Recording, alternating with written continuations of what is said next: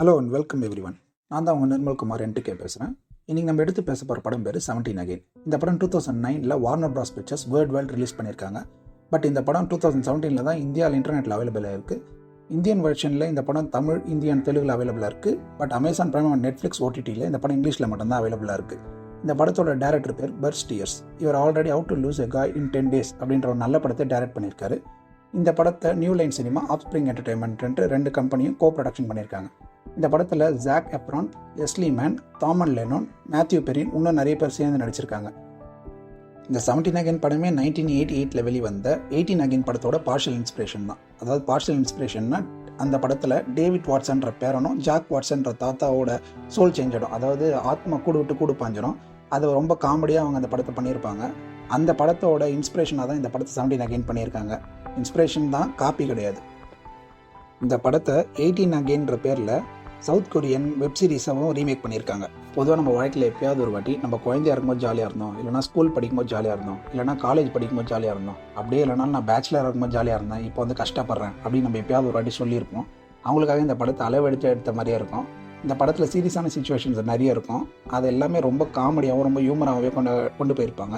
அதுதான் இந்த படத்தை ரொம்ப நல்ல படமாகவே மாற்றிருக்கு. இந்த படத்தோட ப்ரோட்டகனிஸ்ட் பேர் மைக் ஓடோனல். இவருக்கு இப்போ 17 வயசு ஆயிருக்கும். இவர் ஸ்கூலோட மோஸ்ட் லவபிள் கிட்டாக இருப்பார். இவர் தன்னோட ஸ்காலர்ஷிப்காக அங்கே ஸ்கூலில் நடக்கிற high school championship basketball கேமில் க்ரூஷியல் மூமெண்ட்ஸில் ஆடிட்டு இருப்பார். அப்போ இந்த படத்தோட ஹீரோயின் ஸ்கார்லெட் போட்டர் மேட்சுக்கு நடுவில் வந்து மைக்கு கிட்ட ஒரு மெசேஜ் சொல்லிட்டு ஓடி போயிருப்பாங்க. உடனே அந்த கேமை விட்டுட்டு மைக்கு ஸ்கார்லெட் பின்னாடி போயிருப்பார். அப்புறமா 20 வருஷம் கழிச்சு காட்டுவாங்க. மைக்குக்கு இப்போ 37 வயசு ஆகிருக்கும். அவர் லைஃபே ரொம்ப போரிங்காக போகிற மாதிரி ஃபீல் பண்ணிகிட்டு இருப்பார். அவர் இப்போ ஸ்கார்லெட்டை மேரேஜ் பண்ணிவிட்டு 2 குழந்தைங்க இருக்கும் அவருக்கு. அவருக்கு மேகின்னு 18 வயசில் ஒரு பொண்ணும், 16 வயசில் ஆலெக்ஸ்னு ஒரு பையனும் இருப்பாங்க. ஸ்கார்லெட் இப்போ மைக்கு கிட்ட டைவர்ஸ் அப்ளை பண்ணியிருப்பாங்க. இதனால் மைக் தன்னோட ஃப்ரெண்ட் நெட் கோல்ட் வீட்டுக்கு மூவ் ஆகிட்டு இருப்பார். ஒரு நாள் மைக்கு தன்னோட வாழ்க்கையை வச்சு சுற்றிட்டு இருக்க அந்த காலகட்டத்தில் பில்டிங் மெயின்டெனன்ஸ் பண்ணுற ஆள் ஒருத்தட்ட பேசிகிட்டு இருப்பார். அப்போ அவர் தன்னோட சின்ன வயசில் ரொம்ப சந்தோஷமாக இருந்ததாக சொல்லுவார். அப்படியே இப்போ இருந்தாலும் நல்லாயிருக்கும்னு சொல்லியிருப்பார். அதுக்கு மைக்கும் ஆமான்னு சொல்லியிருப்பார். அப்புறமா திடீர்னு பார்த்தா அவர் தன்னோட 17 வயசுக்கு திரும்பி போயிட்டுருப்பார். அது அவரால் முதல்ல ஏற்றுக்க முடியாது. இருந்தாலும் அப்புறமா அதை ஏற்றுக்குவார். இந்த விஷயத்தை அவர் தன்னோட ஃப்ரெண்ட் நெட் கோல்ட்டை மட்டும் சொல்லியிருப்பார். தான் விட்ட வாழ்க்கையை திருப்பி தொடரணும் முடிவெடுத்த மைக் தான் பசங்க படிக்கிற அதே காலேஜில் போய்ட்டு ஜாயின் பண்ணிடுவார். ஜாயின் பண்ண பிறகு தான் அவருக்கு தெரியும் தன்னோட டாட்டர் மேகிக்கு ஸ்டான்னு ஒரு பாய் ஃப்ரெண்ட் இருக்கான் அப்படின்னும், அவன் மேகிக்கு ஏற்ற ஆள் இல்லை, அவன் மேகியை ரொம்ப டார்ச்சர் பண்ணுறான் அப்படின்னும், தன்னோட மகன் ஆலெக்ஸையும் அவன் ரொம்ப டார்ச்சர் பண்ணிகிட்டு இருக்கான் அப்படின்ற விஷயமும் அவருக்கு தெரிய வரும். இதனால் அவரே நினச்சிப்பார் தன்னோட 17 வயசுக்கு வந்ததுக்கு காரணமே அவரோட பசங்களை சரியாக வழிநடத்தி கொண்டு போனோம் அப்படின்றது தான் அப்படின்னு நினச்சிப்பார். மைக்கு அதுக்கப்புறமா என்ன பண்ணார் அப்படின்னும், தன்னோட பசங்களை ஸ்டான்கிட்டேருந்து காப்பாற்றினாரா இல்லையா, தன்னோட 37 வயசுக்கு திரும்பி போனாரா இல்லையா, அப்புறமா ஸ்கார்லெட்டோட அப்ளை பண்ண டைவர்ஸ் என்னாச்சு அப்படின்ற விஷயத்தெல்லாம் ரொம்ப ஹியூமராக கொண்டு போயிருப்பாங்க. மூவியோட ஸ்டோரி ரொம்ப ஃபேண்டஸியாக இருந்தாலும் சீன் பை சீன் சுவாரஸ்யப்படுத்தியிருப்பாங்க. மைக் தன்னோட பேர் மார்கோல்ட் அப்படின்னும், தன்னோட அப்பா பேர் நெட் கோல்ட் அப்படின்னு சொல்லி தான் காலேஜில் அட்மிஷன் வாங்கியிருப்பார். அவர் ஒரு பார்ட்டி ஒன்று ஆர்கனைஸ் பண்ணியிருப்பார். அந்த பார்ட்டியில் ஸ்டான் மேகியை பற்றி ரொம்ப கேவலமாக பேசி அவங்கள பிரேக்கப் பண்ணியிருப்பான்.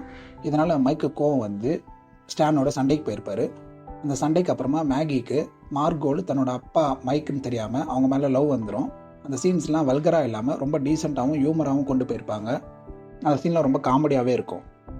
அப்புறமா மைக் மார்கோல்டாக இருக்கும்போது ஸ்கார்லெட்டோட நடக்கிற கான்வர்சேஷன்லாம் ரொம்ப நல்லாவே பண்ணியிருப்பாங்க. ஒரு வாட்டி ஸ்கார்லெட்டில் பேசிகிட்டு இருக்கும்போது மைக் மார்கோல்டாக இல்லாமல் தன்னை மைக்குனே நினச்சிக்கிட்டு ஸ்கார்லெட்டை கொஞ்சம் அட்வான்டேஜ் எடுத்துகிட்டு இருப்பார். அப்போ ஸ்கார்லெட்டு, அவங்களோட டாட்டர் மேகி, அப்புறமா அவங்களோட ஃப்ரெண்ட்ஸ் எல்லாருமே ரியாக்ட் பண்ணுறதுலாம் ரொம்ப சீரியஸான சீனாக இருக்கும். ஆனால் அது ரொம்ப ஹியூமராக இந்த படத்தில் கொண்டு போயிருப்பாங்க. கிளைமேக்ஸில் இன்ட்ரோ சீனில் நடந்த மாதிரி ஒரு சீனை ரீக்ரியேட் பண்ணியிருப்பாங்க.